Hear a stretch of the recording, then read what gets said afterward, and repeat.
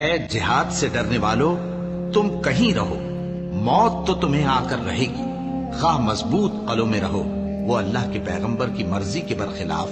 بیٹھ رہنے سے خوش ہوئے اور اس بات کو ناپسند کیا کہ اللہ کی راہ میں اپنے مال اور جان سے جہاد کریں، اور دوسروں سے بھی کہنے لگے کہ گرمی میں مت نکلنا۔ ان سے کہہ دو کہ دوزخ کی آگ اس سے کہیں زیادہ گرم ہے، کاش یہ اس بات کو سمجھتے، اور اگر وہ نکلنے کا ارادہ کرتے تو اس کے لیے سامان تیار کرتے، لیکن اللہ نے ان کا اٹھنا اور نکلنا پسند ہی نہ کیا تو ان کو ہلنے جلنے ہی نہ دیا، اور ان سے کہہ دیا گیا کہ جہاں معذور بیٹھے ہیں تم بھی ان کے ساتھ بیٹھے رہو۔ اگر وہ تم میں شامل ہو کر نکل بھی کھڑے ہوتے تو تمہارے درمیان شرارت کرتے اور تم میں فساد ڈلوانے کی غرض سے دوڑے دوڑے پھرتے، اور تم میں ان کے جاسوس بھی ہیں، اور اللہ ظالموں کو خوب جانتا